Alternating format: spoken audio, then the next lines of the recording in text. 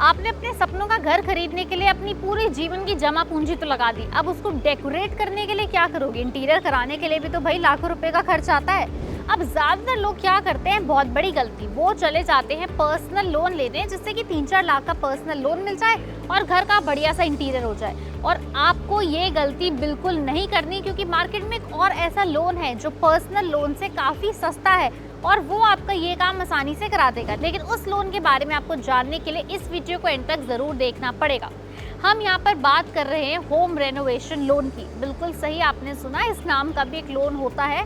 आजकल बहुत सारे बैंक्स ये होम रेनोवेशन नाम का लोन ऑफर कर रहे हैं, बिकॉज लोगों को पता है कि आप मिलेनियल्स अपनी सेविंग करके अपना घर खरीद रहे हैं। घर खरीदेंगे तो इंटीरियर कराना पड़ेगा, तो ऊपर से 4-5 लाख का छोटा मोटा खर्चा आ जाता है। अब अगर आप पर्सनल लोन लेंगे तो पर्सनल लोन के अंदर एक ड्रॉबैक ये रहता है कि पर्सनल लोन का जो रेट ऑफ इंटरेस्ट है वो काफ़ी ज़्यादा होता है। मैक्सिमम मिनिमम आप ये मान के चलिए कि आज के टाइम में पर्सनल लोन किसी भी बैंक में 12 से 13% के अंदर तो कहीं मिलता ही नहीं है। वहीं अगर आप होम लोन की बात करो तो आपको 8.5, 9, 9.25% तक आज की डेट में होम लोन मिल जाएगा। होम रेनोवेशन लोन भी होम लोन के रेट ऑफ इंटरेस्ट के बराबर ही चलता है। इसका ये मतलब है कि आपका लगभग 3 से 4% जो पर्सनल लोन में एक्स्ट्रा जाने वाला था वो आपका बच जाएगा। अब होम रेनोवेशन लोन ले कौन सकता है? होम रेनोवेशन लोन कोई भी इंडिविजुअल ले सकता है जिसकी मिनिमम उम्र 23 साल है और मैक्सिमम 60 साल, यानी आप 23 साल की उम्र से लेकर 60 साल की उम्र तक होम रेनोवेशन लोन ले सकते हो।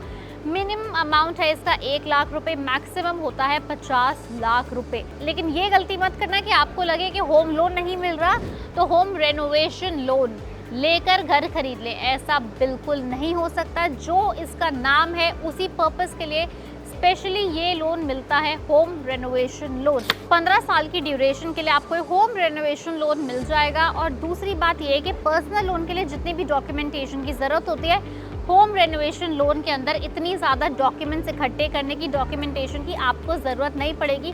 हाँ, आपने घर खरीदा है और आपको उसके लिए पैसा चाहिए, इसका हाँ प्रूफ आपको किसी बैंक में सबमिट करना पड़ सकता है। होम रेनोवेशन लोन का एक ज़बरदस्त फ़ायदा ये भी है कि इसका जो इंटरेस्ट है, इस लोन का जो इंटरेस्ट आप पे करेंगे उसके ऊपर आपको सेक्शन 24 के अंदर टैक्स एग्जेम्पशन भी मिलेगी, मैक्सिमम 30,000 रुपये तक की।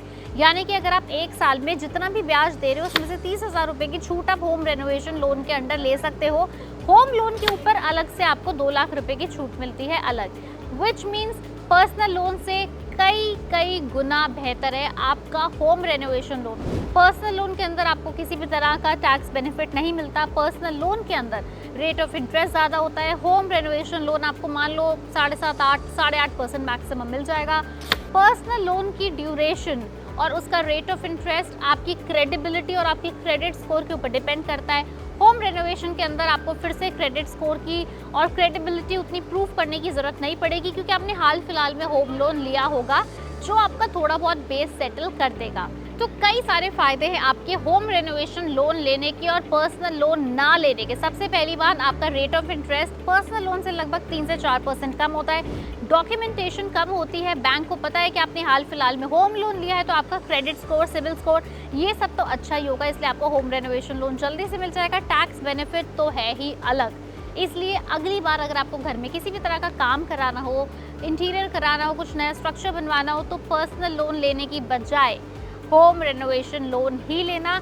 इसके कुछ नियम हैं जो बैंक टू बैंक अलग होते हैं, तो आप चाहें तो अपने बैंक में जाके पता कर सकते हैं। इसके बारे में, होम रेनोवेशन लोन के बारे में अगर आपकी कोई भी जानकारी आपको चाहिए, कोई सवाल हो, तो हमें नीचे कमेंट सेक्शन में लिख के ज़रूर बताएं।